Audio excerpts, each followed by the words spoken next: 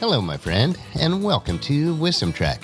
I am Guthrie Chamberlain, your guide to wisdom and creating a living legacy. Thank you for joining us for our 5-day-per-week wisdom and legacy building podcast.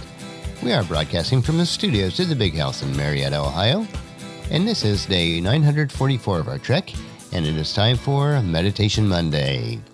Taking time to relax, refocus, and reprioritize our lives is crucial in order to create a living legacy.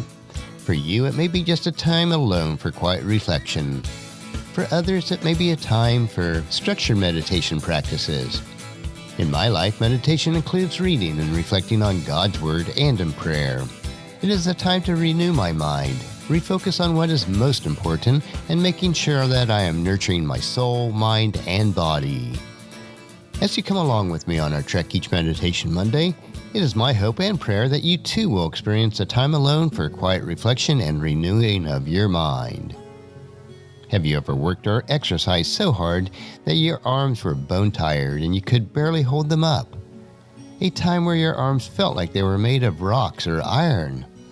In times like these, we need others to come along beside us to help us. In our Meditation Monday today, I want us to reflect on aching arms.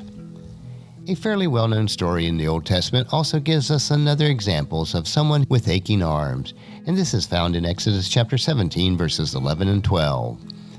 As long as Moses held up his staff in his hand, the Israelites had the advantage.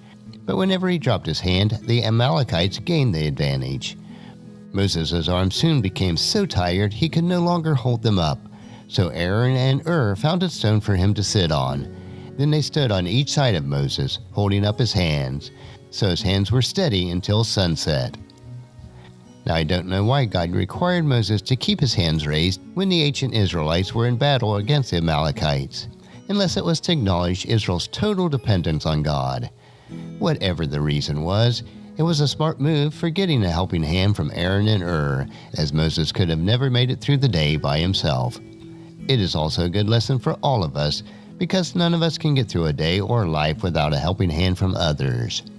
I believe it was Paul Harvey who made the following comment. We have always tended to revere the airline pilot who did it alone in an emergency, and a country doctor who never left the bedside. Such a spirit of independence served us well and caused us all to grow tall. But we would have never made it to the moon without the spirit of interdependence, and we would have never eradicated smallpox or polio without a cooperative effort. We found that no person alone can fetch oil from beneath the ocean, and we have found that we have become increasingly interdependent not only in our country, but also throughout the world. On the steep slopes ahead of us, sometimes holding hands is necessary.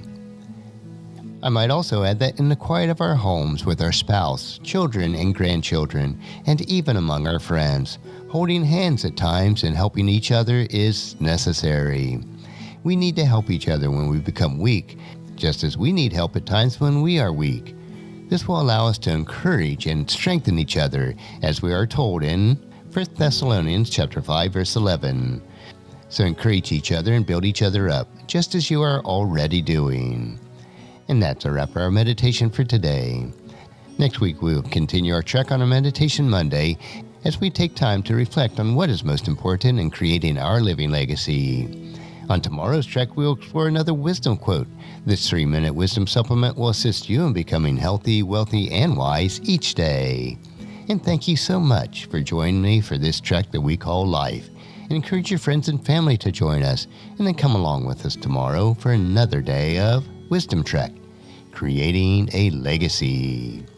If you'd like to listen to any of the past 943 treks or read the daily journal, they are available at wisdom-trek.com. I'd also encourage you to subscribe to Apple Podcasts or Google Podcasts so that each day's trek will be downloaded to you automatically. And thank you so much for allowing me to be your guide, your mentor, but most importantly, I am your friend, as I serve you through the Wisdom Trek podcast and journal each day.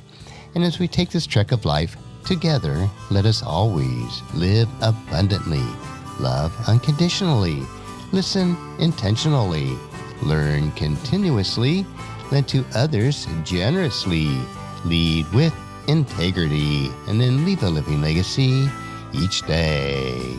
I am Guthrie Chamberlain, reminding you to keep moving forward, enjoy your journey, and then create a great day every day. See you tomorrow.